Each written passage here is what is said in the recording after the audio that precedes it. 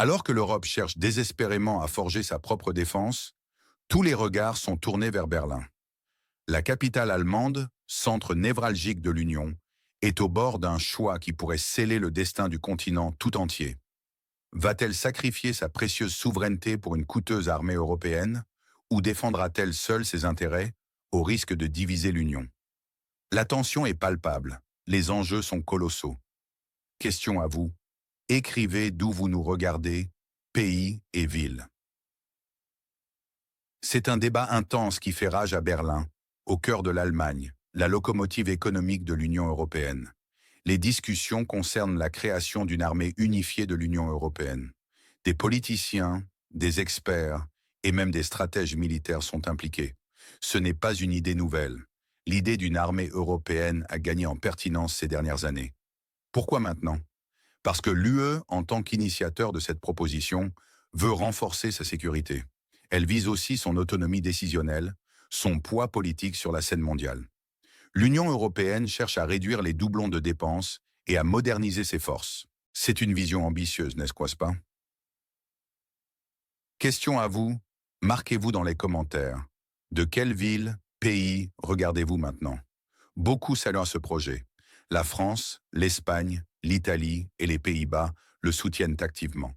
Ils y voient un pas décisif vers le renforcement de la sécurité européenne et de son autonomie stratégique. Des pays comme la Pologne, la Roumanie, la Hongrie, la Finlande, la Lituanie affichent un soutien élevé. Pour eux, cette armée unifiée représente une garantie de sécurité supplémentaire, cruciale dans un climat géopolitique tendu. Mais tous ne sont pas d'accord. Le Danemark, la Suède, la Slovaquie, la Croatie sont plus réservés. Ils préfèrent maintenir une autonomie significative en matière de défense. Avant le Brexit, le Royaume-Uni avait déjà exprimé ses craintes. La création d'une telle armée pourrait affaiblir l'OTAN et dupliquer ses fonctions. Est-ce un risque réel?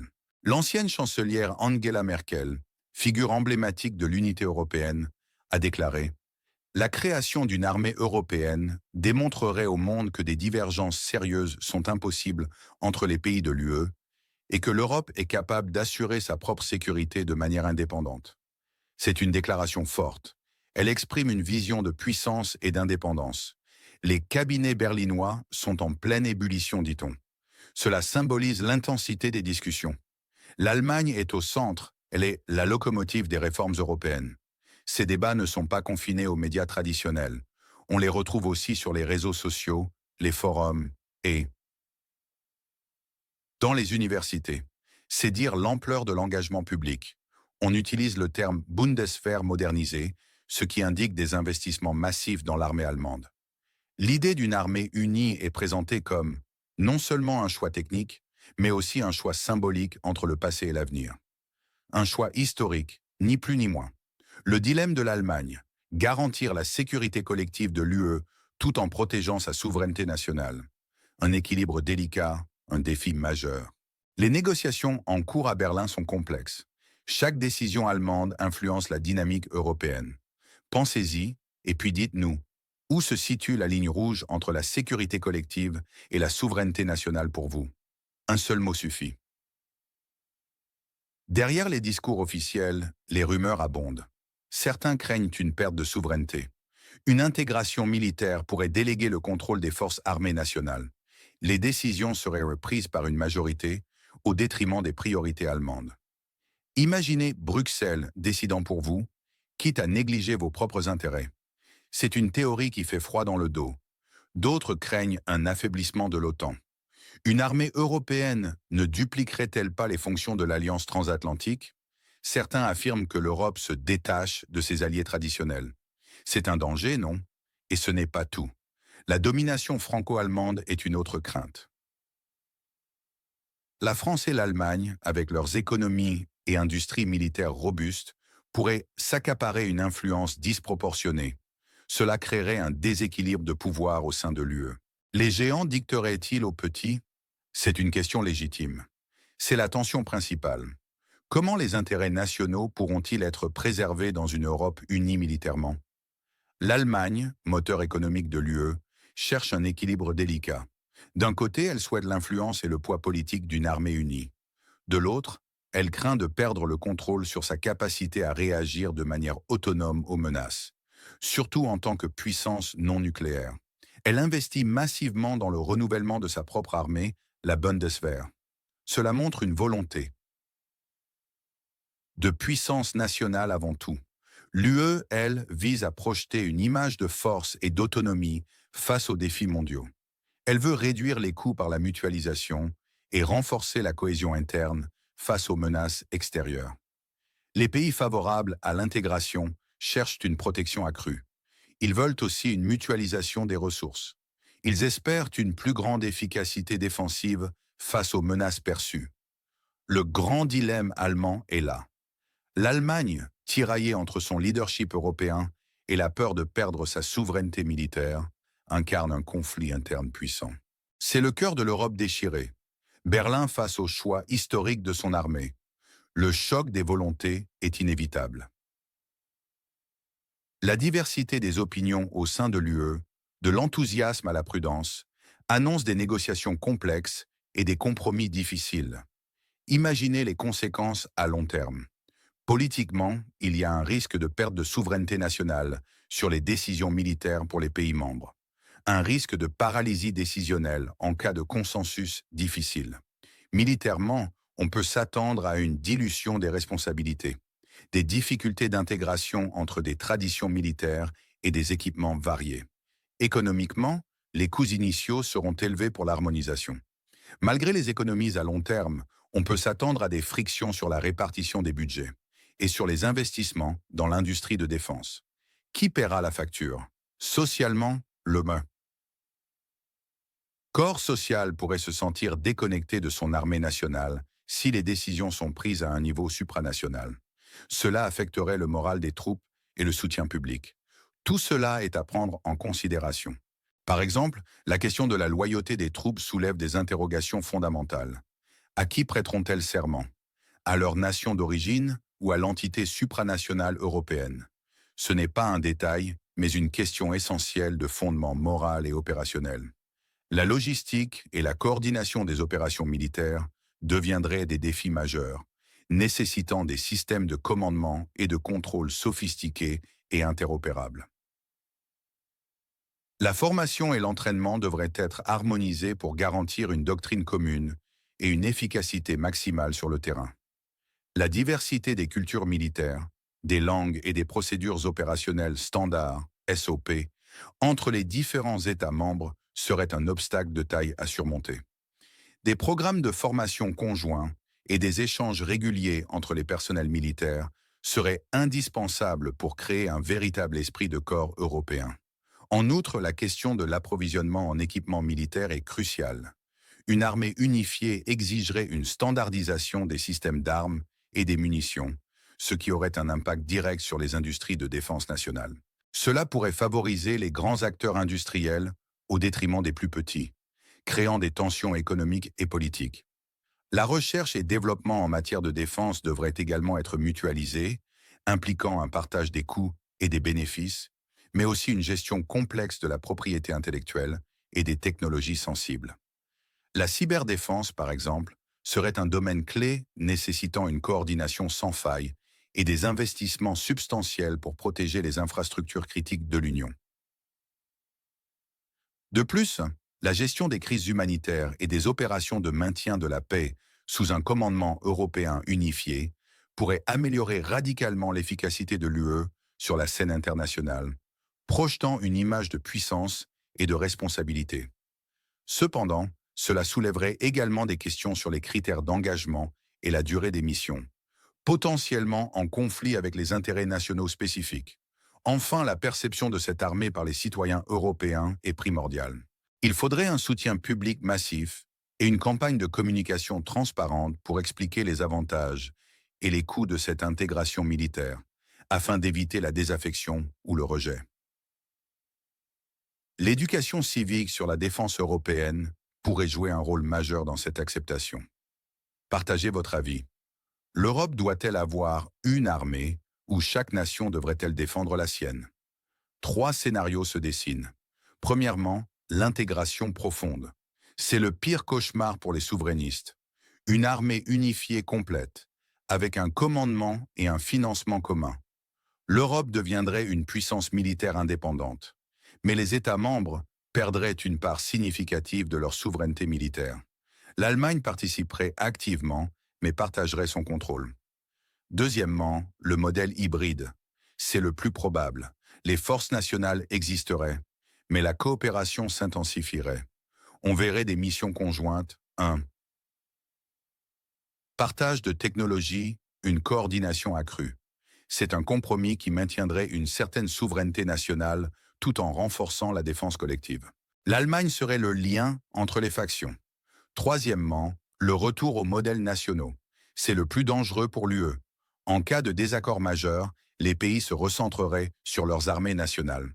Cela affaiblirait la sécurité collective et créerait de nouvelles divisions au sein de l'UE. Ce serait un échec de l'intégration, une chance manquée. Alors qui gagne et qui perd dans cette équation complexe? Les gagnants potentiels sont nombreux. La bureaucratie de l'UE et les fédéralistes européens gagneraient en pouvoir et influence. Les grandes puissances militaires, comme la France et potentiellement l'Allemagne si elles gagnent en influence, accruraient leur poids politique global. L'industrie de défense européenne aurait accès à des marchés plus vastes et à une standardisation lucrative.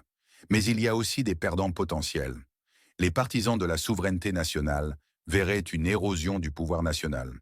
Les pays sans grande industrie de défense ou grande armée risqueraient d'être subordonnés aux grandes puissances. Et l'OTAN, potentiellement affaiblie si les ressources et l'attention se tournent vers l'UE. C'est un jeu à somme nulle pour certains. Qu'en pensez-vous? Vous êtes le conseiller du chef d'un grand pays européen. Que feriez-vous dans les 90 prochains jours pour gérer cette situation complexe? Une seule action concrète, s'il vous plaît. Le contexte historique est crucial pour comprendre la position allemande. Après la Seconde Guerre mondiale, l'Allemagne a été soumise à des restrictions militaires sévères. Ses forces armées étaient sous le contrôle des Alliés. Cela explique sa prudence et sa sensibilité accrue aux questions de défense. Plus tard, l'Allemagne a retrouvé sa souveraineté. Elle a pu former sa propre armée et est devenue un pilier de l'OTAN. L'intégration européenne, poussée par l'Allemagne elle-même, a toujours été un moteur de paix. Mais la sécurité nationale reste une ligne rouge pour Berlin. L'Allemagne investit activement dans la modernisation de la Bundeswehr. Des montants records sont alloués, de nouvelles stratégies sont mises en place. Cela montre une volonté de force nationale. Cela entre en tension avec l'idée d'une mutualisation des moyens. Question à vous. Vérifions la géographie de l'air. Ville, pays, et vous pouvez un drapeau. Ces discussions sur une armée européenne s'inscrivent dans un contexte de tensions géopolitiques mondiales croissantes.